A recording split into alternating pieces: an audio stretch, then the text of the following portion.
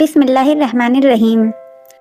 اللہ کن لوگوں کو بار بار دکھ مصیبت اور پریشانی دیتا ہے۔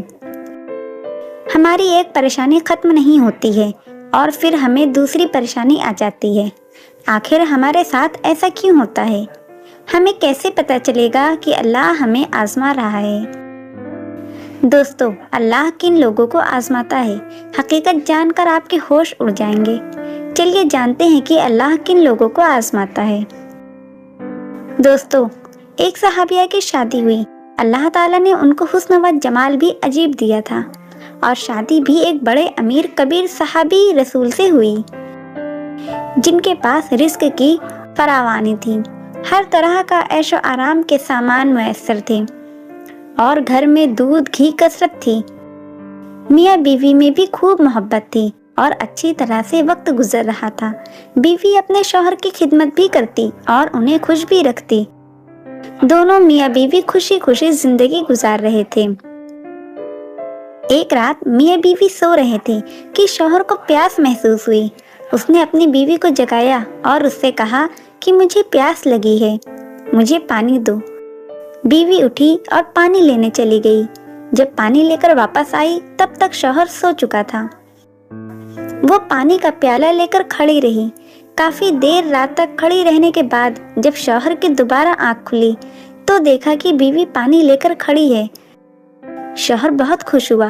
انہوں نے اٹھ کر پانی پیا اور بیوی سے کہا کہ میں اتنا خوش ہوں کہ تم اتنی دیر پانی کا پیالہ لے کر میرے انتظار میں کھڑی رہی۔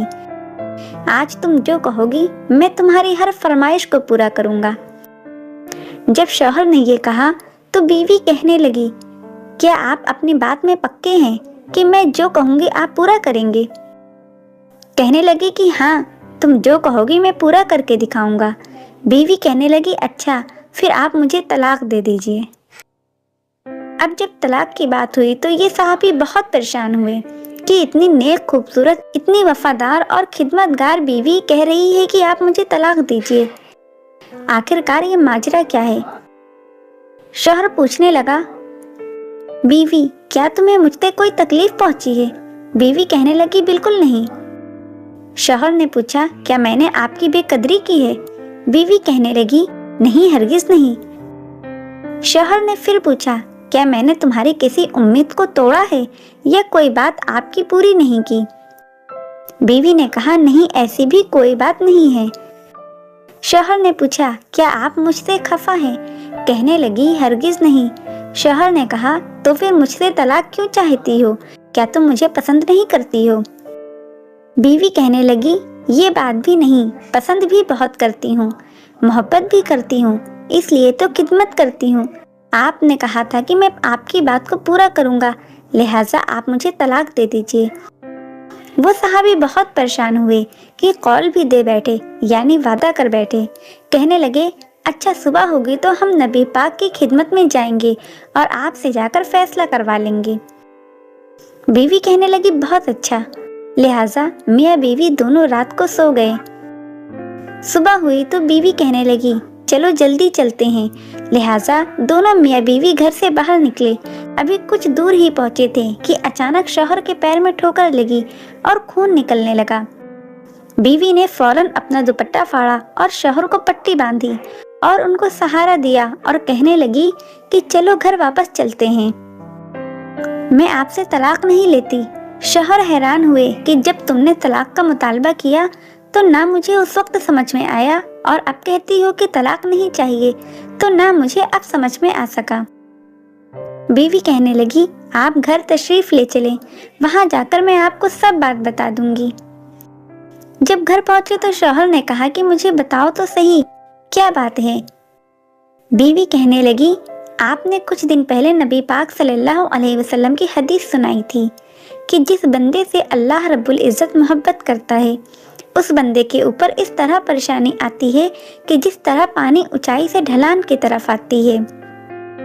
میں نے نبی پاک کا فرمان سنا تو میں دل میں سوچتی رہی کہ میں نے اپنے گھر میں کوئی پریشانی نہیں دیکھی، کوئی غم نہیں دیکھا، کوئی مصیبت نہیں دیکھی۔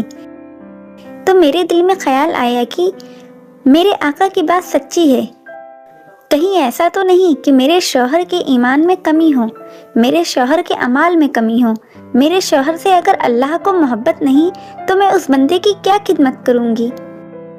اس لیے جب آپ نے کہا کہ میں تمہاری ہر بات پورا کروں گا تو میں نے سوچا میں اس بندے سے طلاق لے لیتی ہوں جس سے میرا پروردگار محبت نہیں کرتا۔ لیکن پھر جب ہم حضور صلی اللہ علیہ وسلم کی خدمت میں علم حاصل کرنے جا رہے تھے تو آپ گرے اور خون نکلا تو میں فوراً سمجھ گئی کہ اللہ کے راستے کا غم یعنی علم حاصل کرنے کے لیے ہم جا رہے تھے۔